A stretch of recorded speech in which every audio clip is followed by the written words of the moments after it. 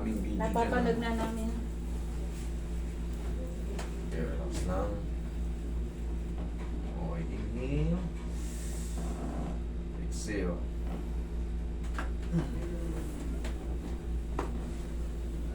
Bumili kayo ng hotdog na unan, ha? Ganda ng oil. Diyan lang kayo. Upo lang na kayo. Bumili kayo ng hotdog na unan, kailangan kasi yan. Mainat-inat yung ano. O kaya, Yung leeg. kahit na hindi na sa paghiga, ganito na lang. Hawakan nyo yung ano nyo, leeg nyo. Tignan mo sa camera.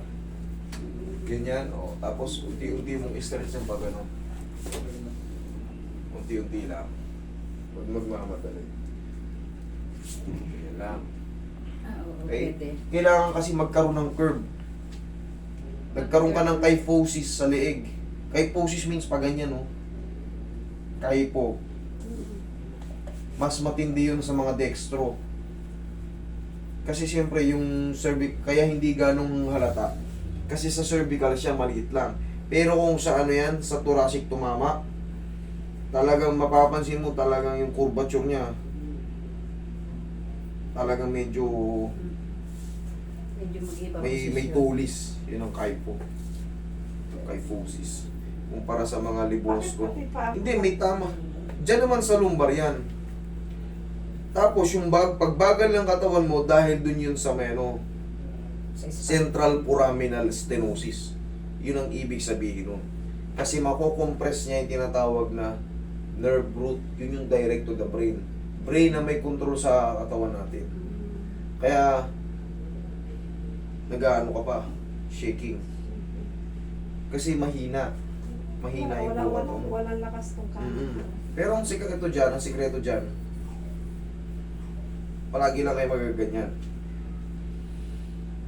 Basta palagi lang, day by day, kailangan nyo mag-inat-inat. Mag-inat-inat. Squeeze nyo yung katawan nyo. Yun ang sagot dyan. Kailangan nyo lang mag-inat-inat. Pag hindi nyo ginawa yun, hinayaan nyo, yung puro osteophytes na yun ngayon, sa susunod na iba pa, yung iba pang C2, C3, C1, lahat na yun magkakaroon ng osteophytes. Kailangan yan. Pati doon sa lumbar mo.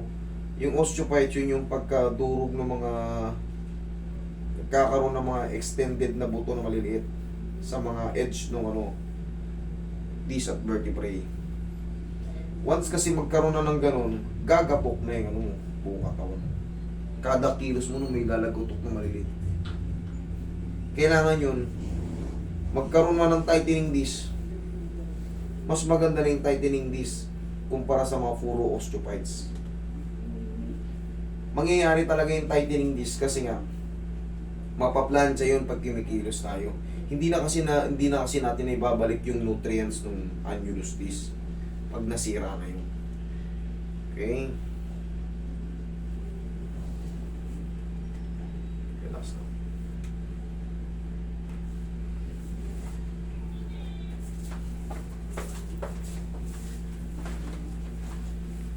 Pero paano magiging masigla yun? Ulitin ko, ang sikreto, Stretching. Dito sa ilalim. Yung relaxation lang po ng muscles. tengo. Oo. Ang massage lang is, Relaxation ng muscles. parang ganyan lang. Tignan mo dito ka. May diin sa muscle, pero hindi siya umaaray. Ganyan lang. Medium, kumbaga. Medium lang. Ganun lang. Ayan. Sabihin mo sa kanya kung saan yung parang stiff, doon mo patamaan. Ganyan. Nakita mo dumidiin siya, pero hindi siya umaaray. Meron kasi tinatawag na hard massage eh. Ang ano ko lang naman sa kanya, moderate lang. Yeah, medium lang. Kasi depende naman sa ano yun, sa massage na sa katawan. Tapos ito, maputi siya. Mm-mm. Pagka nadiinan kasi yan, magpapasa yan. Tapos, ganito. Stretching. Yan. Tatanungin mo siya kung masakit. Masakit ba? Hindi. Kaya? Oo. Kaya? Kaya. Kaya? Kaya pa. Kaya?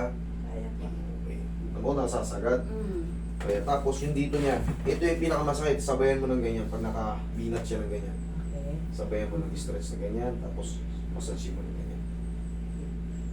Sa unang mga haplos mo, syempre, minsan makakaramdam ka ng sakit Sakit. sa mga stretching kasi hindi niya alam yung tamang patamaan. Sasabihin mo masakit siyang ganyan. Okay. Masad sa puwet. Diyan yung masakit, di ba? Pinububog ko nga. Ganun lang. Huwag mong suntukin. Sinusunto eh, pag masakit. Ganyan, no? lang. Ganyan, no? Tapos hapusan mo ng pau. Okay, tagilid ka. Ayun, no? Harap ka ron. Bili tayo ng oil. Gusto ko yung oil. Yan. Ha? Diyan ka lang muna. Pero yan. Pawang gamitin. Inaantok ako. Hinihili ka ng amoy, ano? Ang sarap ng amoy. Bibilang. Tukin ka talaga ng massage ka. Naginhawa ka talagang natutulog ka dito. May sasakyan ba kayong dala? Wala lang, grab lang. Ay, Kasi nag-book na kayo. meron namang susundo siguro dito. Ano? Amin pa lang. Ngayon kaya.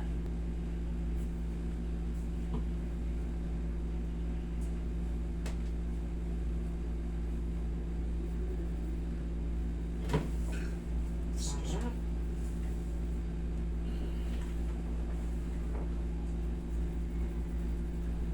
Sarap sa ulo niya.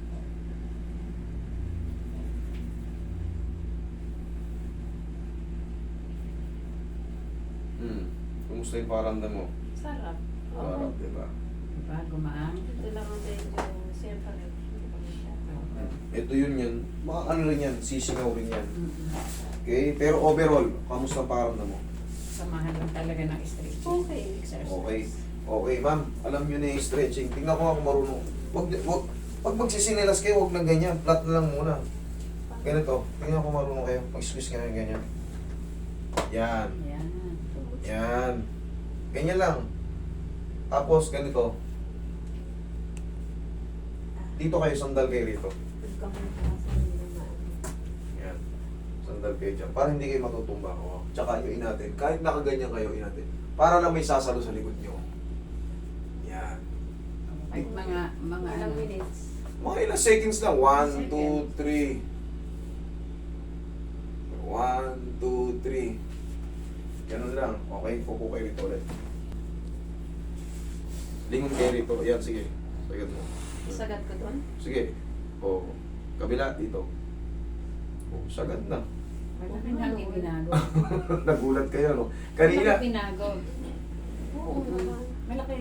Ngayon, nasasagad mo na ako. Tingnan mo yung balikat na hindi gumagalaw.